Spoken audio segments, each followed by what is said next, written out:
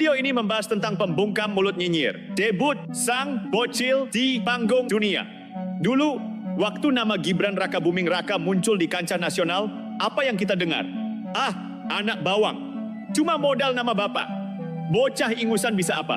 Suara-suara sumbang itu keluar dari mulut para politisi senior yang rambutnya sudah memutih tapi prestasinya ya situ-situ saja, muter di retorika, jago di debat kusir, tapi nol besar di eksekusi. Mereka pikir panggung politik itu cuma milik orang-orang yang jago orasi teriak-teriak sampai urat leher keluar. Mereka lupa, dunia sudah berubah. Dan yang lebih ngeri lagi, mereka lupa kalau almarhum Gus Dur pernah berbisik soal masa depan bangsa ini. Ingat nggak kalimat legendaris Gus Dur? Beliau itu kalau ngomong suka pakai bahasa langit, yang seringkali baru kita pahami pas kejadiannya sudah di depan mata. Gus Dur pernah bilang kalau suatu saat, pemimpin muda akan muncul dan membawa Indonesia keluar dari bayang-bayang. Dan lihat sekarang, di saat para pengamat politik sibuk bikin teori konspirasi di kafe-kafe mahal, Gibran melenggang masuk ke panggung dunia. Bukan sebagai penonton, tapi sebagai pemain kunci yang bikin delegasi asing nengok 2 kali. Coba kalian perhatikan momen-momen Gibran di forum internasional, entah itu pas ketemu Erdogan atau delegasi-delegasi kelas berat lainnya. Gaya bicaranya nggak meledak-ledak. Nggak pakai istilah bahasa Inggris yang sok intelek tapi kosong melompong. Dia itu tipikal silent but deadly. Dia diam, dia dengerin, tapi sekalinya bertindak, itu langsung kena kesasaran. Ini yang bikin delegasi asing terkesima. Mereka nggak butuh dengerin pidato 2 jam soal ideologi yang nggak jelas ujungnya. Mereka butuh partner yang tak tiktuk, kerja nyata, dan nggak banyak drama. Sindiran tajamnya justru ada di situ. Gibran membuktikan bahwa kedewasaan politik itu nggak diukur dari berapa banyak uban di kepala atau seberapa fasih lu maki-maki lawan di televisi. Kedewasaan itu soal mental. Di saat politisi tua kita masih sibuk berantem soal jatah kursi, Gibran sudah bicara soal bagaimana posisi Indonesia di rantai pasok global. Ini tamparan keras buat mereka yang merasa paling senior tapi otaknya masih stuck di era Orde Baru. Mereka teriak nepotisme, tapi dunia justru teriak opportunity. Lucu kan? Banyak yang bilang ini cuma kebetulan. Halah, kebetulan kok berkali-kali. Ini soal insting. Gibran itu kayak Satrio Piningit versi milenial yang muncul bukan dari pertapaan di gunung, tapi dari gemblengan kerja nyata di lapangan. Dia nggak butuh validasi dari para pembenci yang kerjaannya cuma nyari celah di media sosial. Validasi dia datang dari hasil kerja yang diakui dunia. Kalian lihat cara dia salaman, cara dia berdiri, dan cara dia menatap lawan bicaranya. Nggak ada rasa minder. Padahal lawannya itu pemimpin negara yang jam terbangnya sudah puluhan tahun. Gibran berdiri di sana seolah ingin bilang, zaman kalian sudah lewat om, sekarang waktunya hasil kerja yang bicara. Kesederhanaan gayanya yang sering diejek sebagai kurang karisma oleh para pemuja estetika politik, justru jadi senjatanya. Di dunia yang penuh kepalsuan dan pencitraan berlebihan, kejujuran sikap yang apa adanya itu justru yang paling mahal. Para haters sekarang makin stres. Mereka cari-cari kesalahan dari cara berpakaiannya lah, cara jalannya lah. Tolong ya, dunia nggak butuh peragaan busana, dunia butuh hasil. Gibran itu antitesis dari politisi tradisional Indonesia yang jago dandan tapi payah kerja. Dia adalah perwujudan dari ramalan Gus Dur yang sering dianggap angin lalu. Gus Dur tahu, bangsa ini butuh darah segar yang nggak punya beban masa lalu, yang otaknya nggak isinya cuma soal balas budi politik atau cara nilep anggaran secara halus. Jadi, buat kalian yang masih asyik nyinyir, teruskan saja. Nyinyiran kalian itu cuma musik latar yang bikin langkah Gibran makin mantap. Semakin kalian teriak dia nggak mampu, semakin dia tunjukkan fakta yang bikin kalian malu sendiri. Ini baru permulaan, kawan. Panggung dunia baru saja dibuka, dan si anak muda ini baru saja melakukan pemanasan.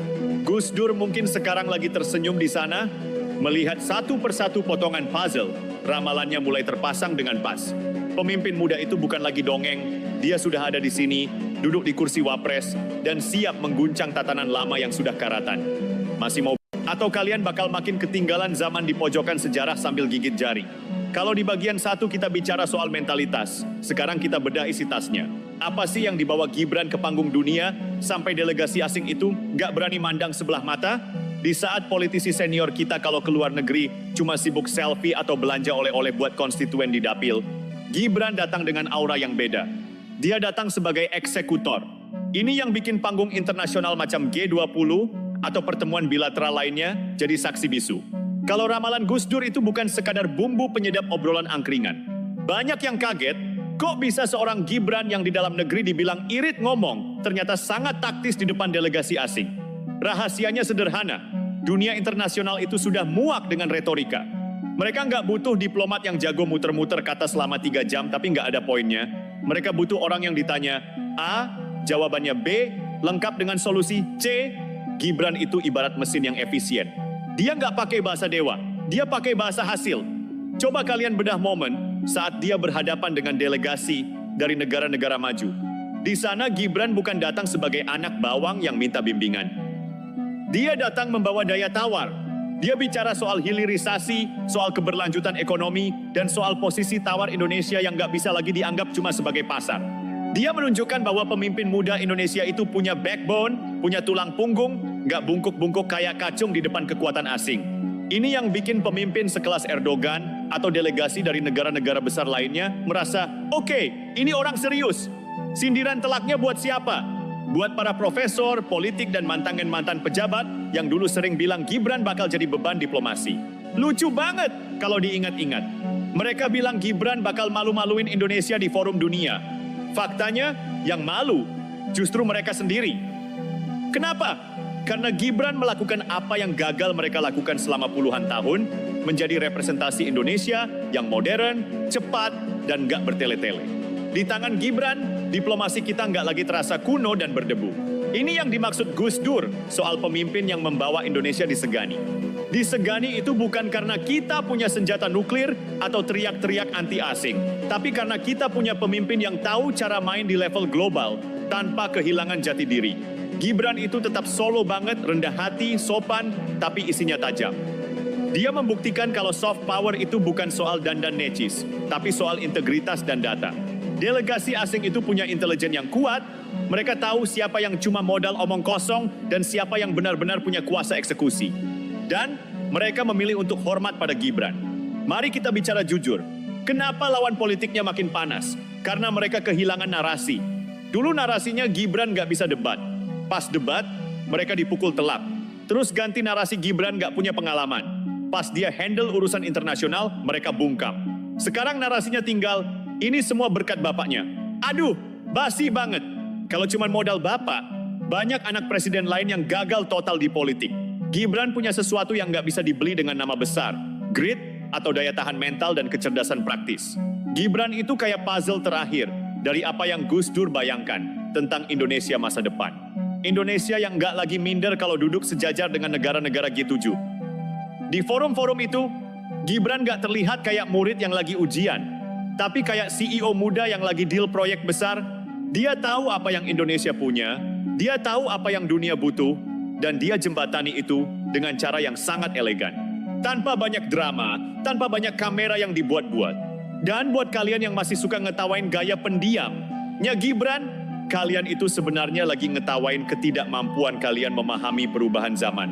Zaman sekarang, orang yang paling banyak bicara, biasanya yang paling sedikit bekerja. Gibran itu antitesis dari budaya omong doang, omdo, yang sudah mendarah daging di birokrasi kita. Saat dia di panggung dunia, dia nggak perlu pakai penerjemah untuk menjelaskan visinya, karena hasil kerjanya sudah bicara dalam semua bahasa. Para pemimpin dunia itu melihat Gibran sebagai simbol keberlanjutan.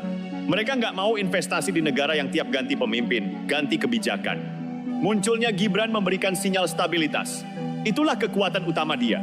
Dia adalah jaminan bahwa Indonesia tetap pada jalurnya menjadi kekuatan ekonomi dunia. Jadi, kalau ada yang bilang Gibran itu cuma kebetulan, mungkin mereka perlu periksa mata atau minimal buka buku sejarah lagi soal apa yang pernah diucapkan Gus Dur. Gus Dur pernah bilang, pemimpin itu harus punya pendengaran yang tajam. Gibran membuktikannya. Dia lebih banyak mendengar, mencatat, lalu memberikan pukulan balik berupa kebijakan yang tepat sasaran. Di level internasional, ini namanya diplomasi presisi.